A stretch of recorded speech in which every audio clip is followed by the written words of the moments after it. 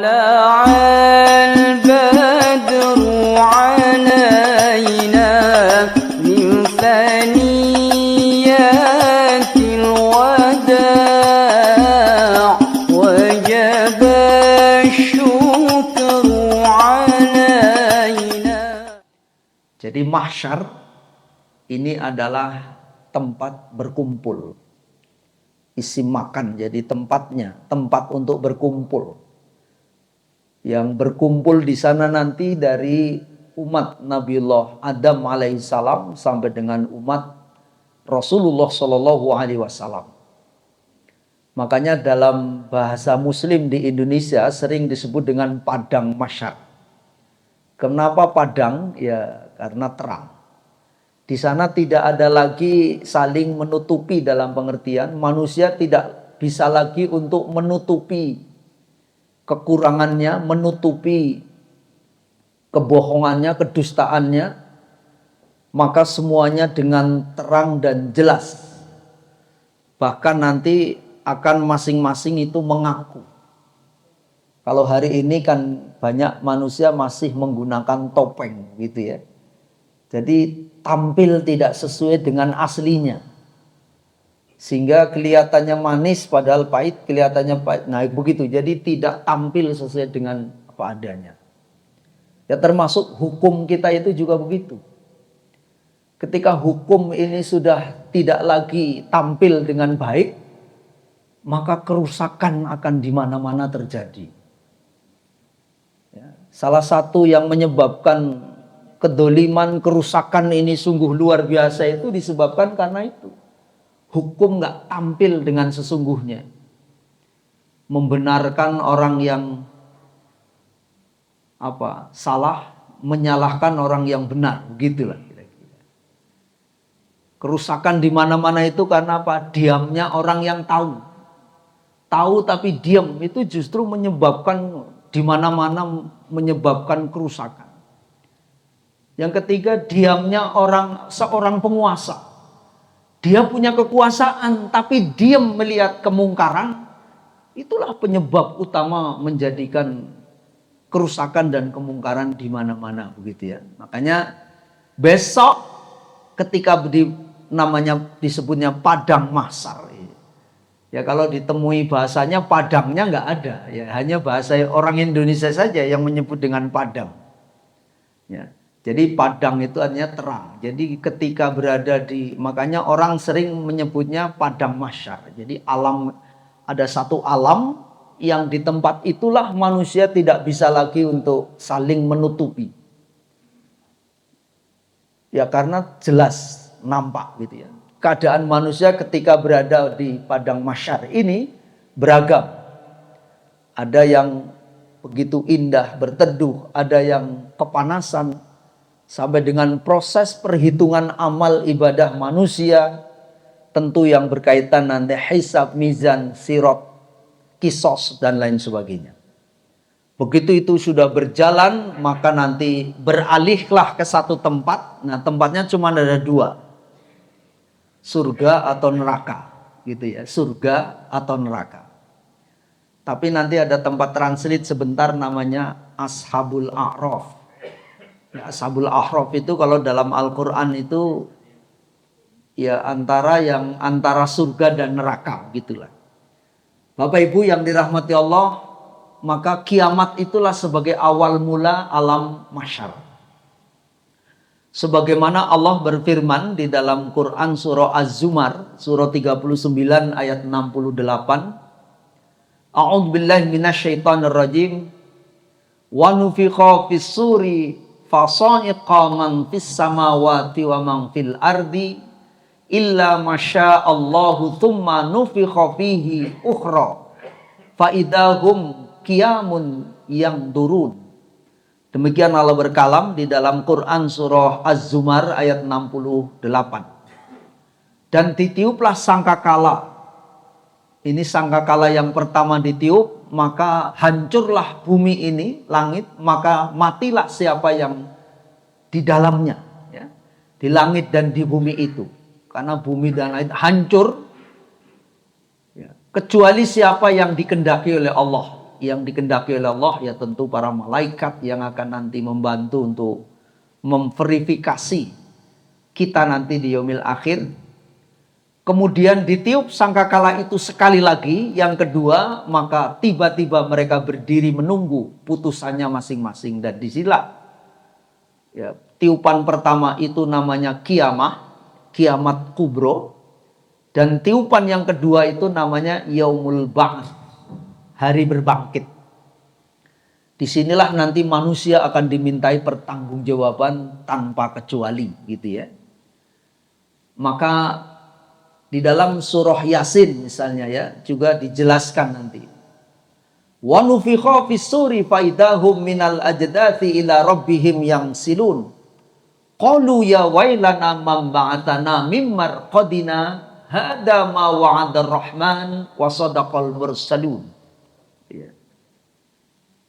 Jadi di ayat ini ditegaskan bahwa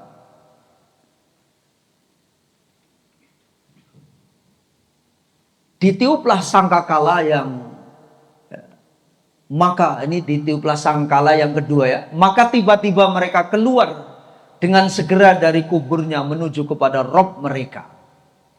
Tetapi nanti ada orang yang begitu bangun menyatakan, aduh celaka kami, siapakah yang membangkitkan kami dari tempat tidur kami, atau di kubur maksudnya ya, dari kubur itu. Inilah yang dijanjikan Allah yang maha pemurah, dan benarlah rasul-rasulnya.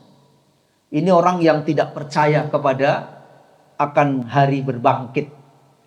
Nah, makanya menjadi satu keyakinan kita bahwa nanti ada hari akhir, inilah yang harus kita yakini dari sekarang. Tapi nanti ada orang yang hari ini tidak meyakini akan hadirnya hari ini. Maka mereka akan mengalami kecelakaan yang begitu luar biasa. Bapak Ibu yang dirahmati Allah, nah bagaimana keadaan di alam mahsyar itu? Nah ini ya, Allah juga berfirman di dalam Quran surah 39, surah Az-Zumar ayat 69. A'udzubillahi minasyaitonir rajim.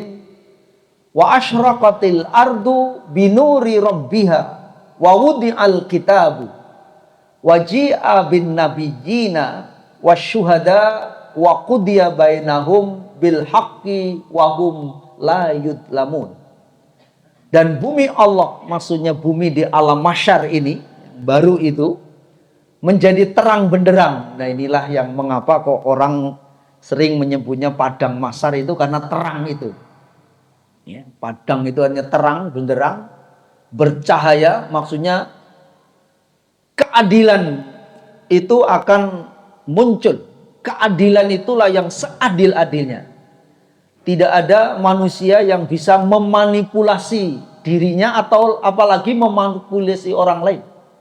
Karena dia hanya mengurusi dirinya, tidak mungkin akan bisa mengurusi orang lain.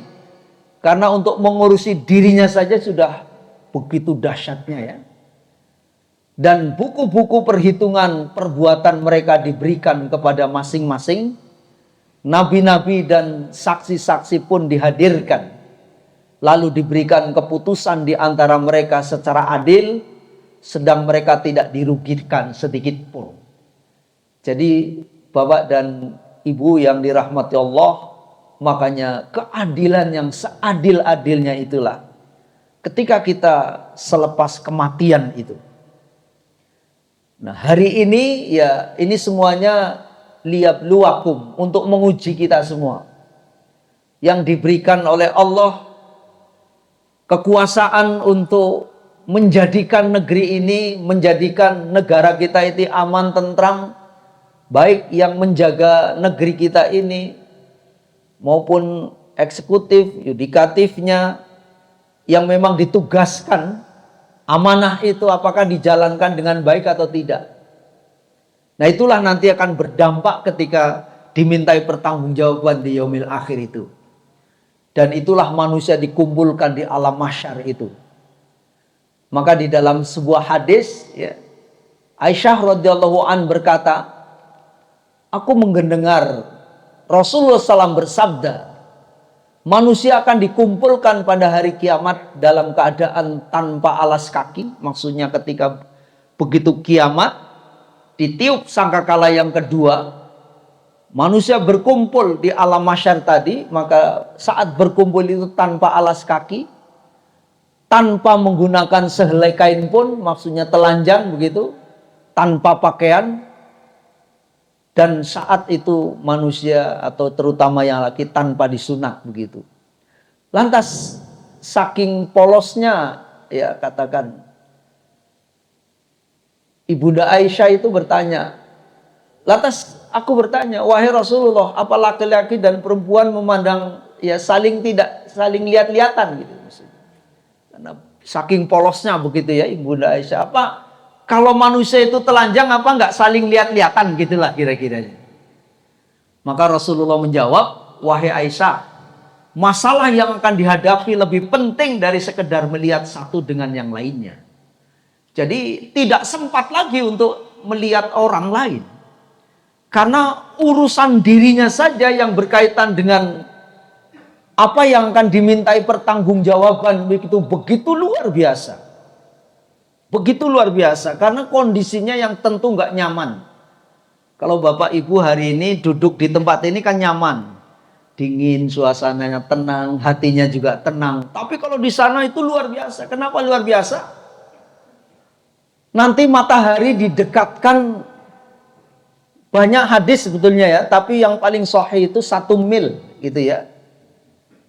Pada hari kiamat ketika berada di alam mahsyar itu, matahari didekatkan jaraknya terhadap makhluk, maksudnya manusia kita semua ini, hingga tinggal sejauh 1 mil. 1 mil itu berapa Pak? Hitungan 1 kilo 1,7 kira-kira ya, 1,7 1,8 kira-kira. 1 kilo ya 800 atau 700 meter 1 kilo. Tapi kalau hari ini berapa Pak? Matahari, jarak matahari ke bumi itu berapa? Menurut ahli astronomi konon 150 juta kilometer. 150 juta kilometer per berapa tuh? Itu pun Pak, apalagi di Tanjung Priok nih ya, kalau di pinggir itu di pinggir pantai apalagi itu.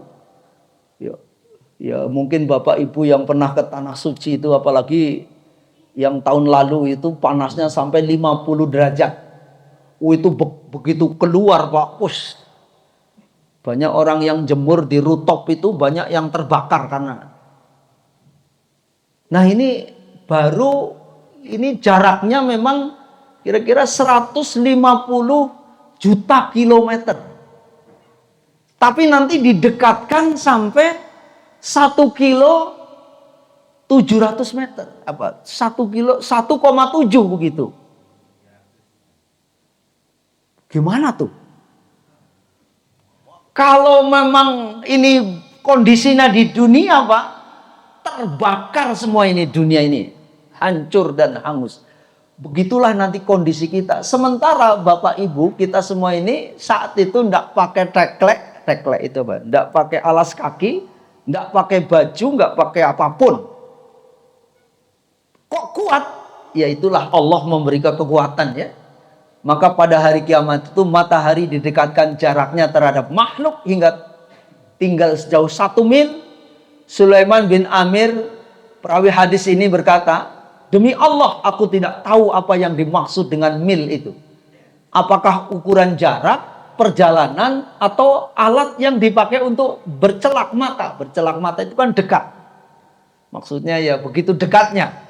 Makanya ada bahkan yang menyebut 1 hasta. 1 hasta kan segini. Ya 1 kilo saja sudah begitu panasnya ya. Nabi Shallallahu Alaihi Wasallam bersabda, sehingga manusia tersiksa dalam keringatnya sesuai dengan kadar amalnya masing-masing. Baik terkait dengan dosa-dosanya, di antara mereka ada yang keringatnya sampai kedua mata kakinya, ada yang sampai kedua lututnya, dan ada yang sampai pinggangnya. Bahkan dalam hadis lain keluar darahnya ya. Serta ada yang tenggelam dalam keringatnya. Rasulullah SAW memberikan isyarat dengan meletakkan tangan ke mulut beliau. Begitu luar biasanya. Ini hadis diriwayatkan oleh Muslim. Artinya begitu hiruk pikuknya, begitu luar biasa. Sampai kapan ini terjadi? Sampai selesainya manusia itu diverifikasi. Ya, diperhitungkan semua amalnya. Nah, pada saat itulah manusia itu lari tunggang langgang untuk cari perlindungan. Sementara tempat berteduh nggak ada. Yang bisa memberikan keteduhan buat mereka itu apa? Amanu wa amilus solihah. Dan saat itulah dibutuhkan namanya syafaat. Itulah satu-satunya yang akan bisa melindungi kita. Nanti di dalam bahasa hadis itu disebutnya sebagai syafaatul uzma. Syafaat yang utama nanti, yang bisa memberikan pertolongan itu, ini sebagaimana di dalam hadis dijelaskan. Hadis ini diriwayatkan oleh Bukhari nomor hadis 7510, Muslim nomor 93. Ketika hari kiamat datang, manusia berduyun-duyun mendatangi Nabi Adam alaihissalam dan mengatakan, berilah syafaat kepada Rabbmu. Maksudnya manusia itu pada berdatangan kepada Nabi Adam untuk minta tolong dong, minta kepada Allah agar kita semua ini diberi syafaat, diberi pertolongan, agar panasnya ini tidak seperti demikian. Nabi Adam menjawab, aku tidak punya hak. Pergilah kalian kepada Nabi Ibrahim, karena dia adalah kekasih Allah. Nah, makanya dalam bahasa hadis itu disebut dengan Khalilullah, ya, kekasih Allah. Mereka mendatangi Nabi Ibrahim. Nabi Ibrahim berkata, aku tidak punya hak. Pergilah kalian kepada Nabi Musa alaihissalam, karena dia adalah kalimullah, orang yang diajak bicara langsung oleh Allah.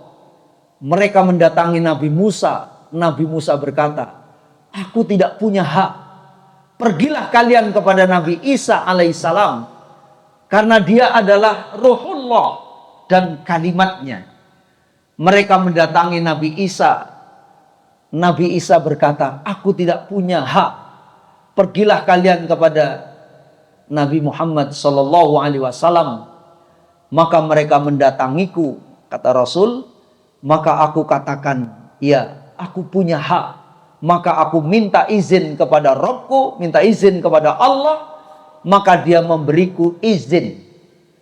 Nah, orang yang diberikan syafaatnya yang tadinya panasnya begitu luar biasa, maka dia seperti dinaungi oleh awan yang begitu indah dan sejuk. Sampai kapan? Sampai selesainya perhitungan manusia. Berapa tahun? Tidak dijelaskan dalam hadis. Ada yang menyebutnya 50 tahun, ada yang menyebutnya 5 tahun, begitu dan lain sebagainya. Tapi pendek kata panjang. Ya, bayangkan dari umatnya Nabi Adam sampai dengan umatnya Rasulullah Shallallahu Alaihi Wasallam. Nah, maka dari itu Bapak dan Ibu, yang bisa menolong kita semua itu, yang paling utama nanti, itulah disebut dengan syafaatul uzma. Syafaat yang agung, yang begitu luar biasa. Nah, makanya nanti Bapak dan Ibu, keadaan nanti manusia ketika di alam mahsyar, itu memang nanti ada manusia yang tanpa dihisab. Jadi langsung gitu Pak. Jadi ada orang istimewa, tidak pakai dihisab, cepet gitu ya, tidak pakai hitungnya itu terlalu detail begitu ya, tidak pakai ditimbang-timbang, dia langsung masuk ke dalam surga. Ada yang dihisab tapi hisabnya ringan, tapi juga nanti ada yang dihisab dengan hisab yang begitu berat. Nah, yang pertama nanti tentu ketika proses penghisapan dan lain sebagainya juga didatangkan para saksi begitu. Nah, saksinya itu siapa? Nah, itulah yang dikatakan tadi sebagai CCTV-nya yang hari ini kita berada di dunia ini Bapak dan Ibu. Makanya mengapa kok di alam mahsyar ini terang benderang, tidak akan ada yang bisa memanipulasi, tidak ada yang bisa ditutup-tutupi. Dia bertanggung jawab penuh. Karena apa? Justru yang menjadi saksi itu badan kita sendiri. Yang pertama mata, telinga, tangan. Ya, mata itu memang kalau di dalam di dalam ayat Al-Qur'an ya, surah 17 ayat 36. Ya. Wala taqfu ma laisa laka bi'ilmun. Inna sam'a wal basara wal fuada kullu ulaika kana anhu mas'ula gitu. Ya. Janganlah kalian mengikuti sesuatu yang kalian tidak tahu tentang ilmunya. Karena apa? Penglihatan, pendengaran, ya, dan hati begitu akan dimintai pertanggungjawabannya. Ya, jadi pertama adalah pendengaran, terus penglihatan mata maksudnya ya, dan hatinya gitu. Tapi nanti di dalam surah Yasin, surah 36 ayat 65 itu juga dijadikan kita di dalam tubuh kita itu menjadi saksi. Makanya al-yawma nahtimu ala afwahihim wa tukallimuna aydihim wa tashhadu arjuluhum bima kanu yaksibun. Demikian ya. Surah 36 nih ayat 65. Dan pada hari itu wa tukallimuna aydihim. Ya, jadi mulut mereka dikunci. Kenapa mulut mereka dikunci? Ya kalau hari ini kan yang berpengaruh kan mulutnya Pak. Artinya pengacara gitu kan. Kalau orang pandai ngomongnya ya dia ngomong. Enggak, kamu maling ya? Nyolong ya? Enggak, mana buktinya? Udah selesai. Gitu, jadi lepas. Padahal mungkin benar dia yang nyolong. Tangannya cuman nggak bisa ngomong pada saat hari ini. Karena apa? Yang berkuasa mulutnya. Tapi besok mulut itu dikunci. Nah terus yang ngomong siapa? Waktu kallimuna aidihim, ternyata tangan dia ngomong. Wa tasyhadu arjuluhum, dan termasuk kakinya nanti menjadi saksi. Karena Bapak dan Ibu kemana-mana pasti Bapak dan Ibu diantar oleh kaki ya Pak ya. Ke tempat baik kakinya nganter ya. Kalau kakinya nggak mau nganter nggak mungkin sampai Pak. Jadi makanya kakinya juga nanti jadi saksi. Dan bahkan nanti Pak, bumi yang kita injak ini juga jadi saksi. Surah 99 ayat 4 ya. Yauma idin tuhaddisu akhbaroha. Pada hari itu nanti, maksudnya di yaumil akhir, bumi akan bersaksi nanti.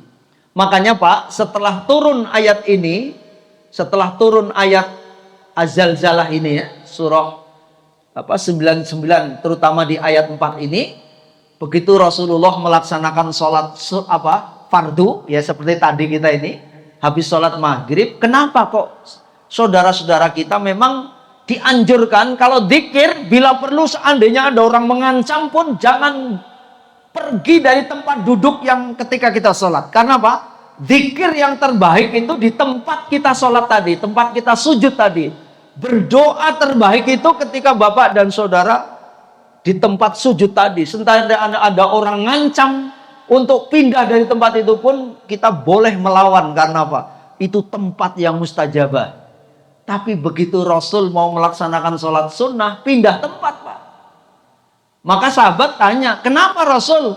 Engkau kok pindah tempat? Baru saja Allah menurunkan ayat dengan tadi, yauma idin tuhaddisu ahbaroha, pada suatu hari nanti bumi yang kita lakukan untuk beribadah kepada Allah ini akan menjadi saksi. Saya mau nanti besok di yaumil akhir bumi ini sedang menyaksikan saya sedang beribadah kepada Allah. Terus kata Rasul, kalau kamu berbuat buruk, jahat, maksiat, jangan kemana-mana. Karena kalau berbuat jahat itu gampang nularnya Pak. Tapi kalau berbuat baik ya boleh cerita. Karena apa? Itu memang nularnya susah. Jadi boleh ada dianjurkan Setelah itu kita sholat, habis sholat wajib, sholat sunnahnya mau ke depan, ke belakang, kanan, kiri, itu sunnahnya pindah tempat. Kalau sama sekali nggak ada ya sudah di situ saja, atau tukeran dengan kawannya biasanya ya. Nanti hati tadi sudah, dan termasuk kulit nanti akan menjadi saksi. Jadi inilah Bapak dan Ibu, makanya nanti tidak ada satupun manusia yang bisa mengelak dari itu. Nah inilah ada orang-orang yang tanpa hisab, jumlah mereka cukup banyak begitu. Tetapi nanti dalam sebuah hadis dikatakan, kita berharap agar ya yang nanti masuk surga tanpa hisab, bahkan langsung tanpa adab. Informasi pertama dari Al-Quran. A'udzubillahi minasyaitonirrajim. Wa may yuti'illaha war rasula faulaika ma'al ladzina an'amallahu 'alaihim minan nabiyyina was-siddiqina wasyuhada was-shalihin wa hasuna ulaika rafiqa. Dan barang siapa yang mentaati Allah dan Rasulnya, mereka itu akan bersama-sama dengan orang yang dianugerahi nikmat oleh Allah. Apa yang dimaksud nikmat di sini? Nikmat yang paling tinggi. Apa itu nikmat yang paling tinggi? Para mufassir menyatakan masuk surga langsung tanpa hisab, tanpa adab. Itu kenikmatan yang paling tinggi. Kalau kenikmatan materi kan nggak seberapa ya Pak ya. Berapa persen Pak hari ini kita merasakan nikmat materi? Kan hanya 1% ya. Makanya nikmatnya dunia itu kan kalau begitu lewat tenggorokan udah selesai kan. Begitu kita nikmat, begitu kita telan selesai. Tapi nikmat yang sesungguhnya yang 99% itu adalah nikmat ketika orang itu masuk surga langsung tanpa hisab, tanpa adab. Siapa mereka itu? Inilah dari kalangan yang pertama nabiyin, para nabi dan rasul. Karena konon para nabi dan rasul itu nanti masuk surganya langsung, tempatnya juga di VVIP kira-kira kan. Dalam Al-Quran nanti kan ada 7 tingkat ya. Yang paling tinggi itu apa Pak? Firdaus ya. Wasiddiqin, orang-orang yang memiliki kekukuhan kebenaran yang luar biasa. Maksudnya di sini banyak mufassir menyebutnya para sahabat. Artinya orang yang beriman kepada Rasul dan hidup bersama Rasul. Maksudnya menyaksikan Rasul. Ini kita nggak punya kesempatan. Nabi kita juga enggak. Yang berikutnya yang ketiga, wasyuhada. Yaitu orang yang mati syahid. Wassalihin, yaitu orang-orang soleh. Ini nanti ada Pak, dari orang soleh yang masuk surga langsung, tanpa hisab, tanpa adab. Wahasuna ulaika rafiqa.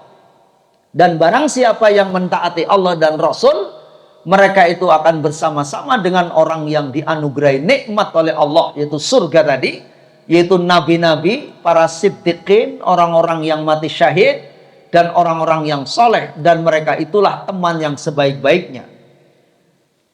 Asbabun nuzul turunnya ayat ini, Bapak dan Ibu, ayat ini turun untuk menjawab keresahan para sahabat Nabi yang khawatir tidak akan bersama beliau kelak di surga. Ayat ini menyatakan bahwa siapa saja yang taat kepada Allah dan Rasul akan bersama orang-orang yang dimuliakan Allah. Siapa tadi? Kelompok-kelompok yang 4 tadi. Aisyah radhiyallahu an berkata, seorang pria menghadap Nabi dan berkata, wahai Rasulullah, aku benar-benar mencintaimu, melebihi cintaku kepada diriku, istriku, hartaku, bahkan anak-anakku. Di rumah aku selalu mengingatmu dan tidak sabar ingin menjumpai dan melihatmu. Namun bila aku ingat kematianku dan kematianmu, aku tahu engkau pasti masuk surga. Dan surganya kelasnya yang VVIP, kira-kira begitu ya. Ya, dengan derajat yang begitu tinggi, sedangkan aku kalaupun masuk surga, aku khawatir tidak akan dapat melihatmu lagi. Mendengar pertanyaan pria itu, Nabi diam saja hingga malaikat Jibril turun dengan membawa ayat ini. Maksudnya, bisa masuk surga langsung, tanpa hisab, tanpa adab, dan bahkan bisa bersama Nabi di kelas yang sama. Begitu. Di sini hadis yang menyatakan itu ya, masuk surga tanpa hisab dan adab. hadihi ummatuka wa ma'ahum sab'una alfan yadkhulunal jannata bighairi hisabin wala adabin. Ini adalah umatmu dan bersama mereka ada 70.000 orang yang masuk surga tanpa hisab dan tanpa adab. Hadis riwayat Bukhari. Nomor hadis 6541, Muslim nomor 220. Nah, lantas didengarlah oleh Abu Bakar As-Siddiq dan Umar bin Khattab. Nah, Umar bin Khattab biasa kalau ada sesuatu mesti protes. Protesnya itu untuk kebaikan. Wahai Rasul, umatmu kan banyak besok. Di akhir zaman itu umatmu begitu banyak. Sampai hari ini Pak, manusia di dunia itu jumlahnya berapa? Baik yang kafir ataupun muslim. Itu konon 6 sampai 7 atau 8 miliar konon ya. Katanya seperti itu, kurang lebihnya. Lah nanti sampai akhir kan banyak. Rasul mosok cuma 70.000 kira-kira. Minta lagi dong kepada Allah. Wahai Umar, saya malu kalau disuruh untuk minta lagi kepada Allah. Akhirnya karena didesak, Rasul minta lagi. Makanya la yadkhulunnal jannata min ummati sab'una alfan la hisaban alaihim wala adaban ma'a kulli alfin sab'una alfan. Akan masuk surga 70.000 orang dari umatku tanpa hisab dan tanpa adab, dan setiap 1.000 orang dari mereka membawa 70.000 orang lagi. Jadi berapa Pak? Ditambah. Ini hadis pertama. Jadi 70.000 kali 1.000 berapa tuh? 70 juta. Nah, tapi nanti hadis lain menyebutnya begini. Imran bin Husain berkata bahwa Rasulullah SAW bersabda, akan masuk surga dari golongan umatku sebanyak 70.000 orang tanpa hisab. Mereka bertanya, siapakah mereka wahai Rasulullah? Beliau menjawab, mereka adalah orang yang tidak meminta ruqyah dan tayur, tidak melakukan memakai susuk, dan senantiasa bertawakal kepada Rabb mereka. Nah, inilah tambahannya ya. Abu Bakar As-Siddiq berkata, Rasulullah SAW bersabda, aku diberi 70.000 orang, mereka semua masuk surga tanpa hisab. Wajah mereka bagaikan rembulan di malam bulan purnama, dan hati mereka di atas hati satu orang. Kemudian aku memohon tambahan dari Rabbku, maka dia menambahkan pada setiap seorang 70.000 orang. Abu Bakar berkata, lalu aku melihat bahwa itu datang pada pundak penduduk desa dan mengenai pinggiran lembah-lembah. Jadi di sini hadisnya lain lagi. Berapa? 70.000 kali 70.000. Berapa Pak? Nolnya pinggirin dulu. 7 kali 7, 9. Tadi yang sudah saya sampaikan 4,9 miliar. Pak, yang masuk surga itu yang langsung loh Pak. Yang tanpa hisab, tanpa adab. Begitu banyaknya. Makanya kenapa surga itu nggak kayak dunia Pak. Kalau dunia sempit. Karena saking sempitnya kita empet-empetan. Kayak di perumahan saya namanya Perumnas, perumahan panas. Sampai kanan kiri nggak punya lagi lahan. Belakangnya udah rumah orang, kanan kiri udah rumah orang, paling di depan agak bisa nafas. Tapi besok surga itu berapa Pak? Wasari'u ila magfiratim min rabbikum wa jannatin arduhas samawati wal ardu uiddat lil muttaqin. Dan bersegeralah kalian untuk menuju ampunan Allah, yang ketika orang diberikan ampunan, maka Allah sudah menyiapkan surga yang luasnya surga itu seluas langit dan bumi. Tapi nanti Al-Quran menyebutnya apa Pak? Wa qalilum min ibadiyas syakur. Kuotanya banyak, tapi yang menggunakan kuota itu sedikit. Apa maknanya?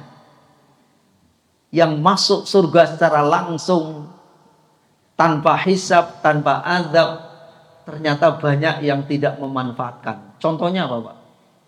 Ini masjid Pak, kalau banyak orang yang akan mendapatkan surga yang langsung tanpa hisab, tanpa nggak muat, ini bisa sampai jalan kanan kiri nggak muat Pak. Kalau orang menggunakan kesempatan semua, insya Allah Bapak dan Ibu ini orang pilihan.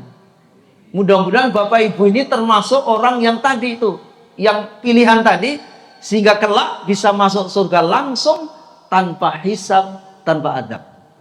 Makanya sedikit. Kalau mereka gunakan semua, nggak muat di masjid. Paling digunakan kalau subuh sama isya berapa? Berapa syafa yang dipakai? Itulah yang mungkin nanti yang akan masuk langsung. Nah, yang sana nggak dipakai itu, Pak. Saya nggak tahu kenapa. Tapi banyak hadis menyebutnya, kenapa nggak dipakai? Karena belum sekaratul maut, Pak. Begitu nanti orang sekaratul maut, baru dia menyesal. Tapi mohon maaf, ketika menyesal ketika sekaratul maut sudah nggak ada gunanya. Kita nggak nunggu sekaratul maut, tapi sholat jamaah udah dikerjakan, sunnah dikerjakan, bahkan hal-hal yang lain dikerjakan, karena kita akan mendapatkan bersama orang-orang yang dimuliakan. Dan insya Allah, Pak, masuk surga itu tidak terlampau sulit. Allah memberi kemudahan, dan surga itu luas. Bukan sulit masuk surga, tetapi mudah. Mari Bapak Ibu, kita gapai surga yang begitu luar biasa itu, sehingga kita insya Allah bisa masuk surga bahkan bersama Rasulullah SAW. Saya kira itu Bapak dan Ibu yang bisa kami sampaikan karena sudah masuk waktu. Namun sebelum saya tutup mungkin ada yang ingin ditanya.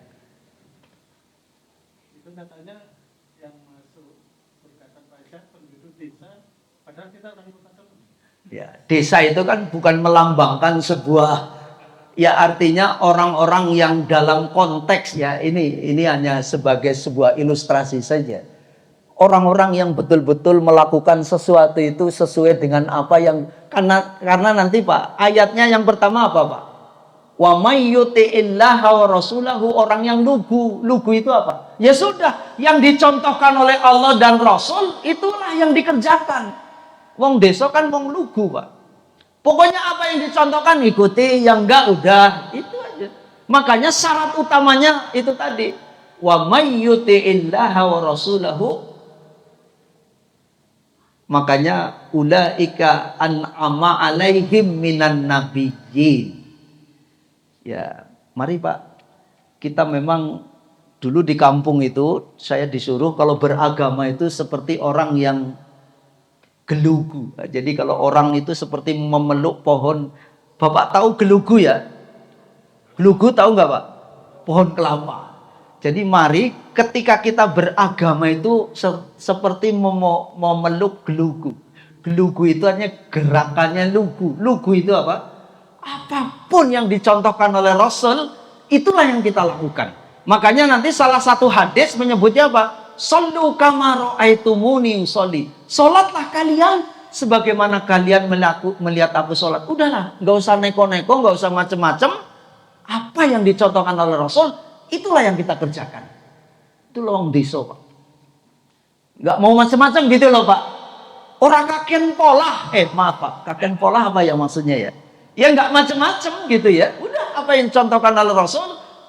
Makanya dalam beribadah itu kita nggak boleh punya inovasi, nggak boleh punya ide kecuali berkaitan dengan dunia. Kalau yang menyangkut ibadah mahdoh, maka apa? Ar-ruju' ilal Qur'an was sunnah. Bagaimana kita kembali kepada Al-Quran dan As-Sunnah sehingga insya Allah kita akan pantas atau memantaskan diri akan masuk surga secara langsung, tanpa hisab, tanpa adab.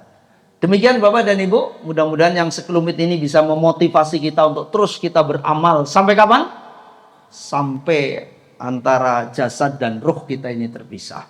Mari kita akhiri dengan doa kafaratul majlis.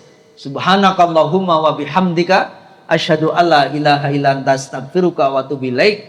Assalamualaikum warahmatullahi wabarakatuh.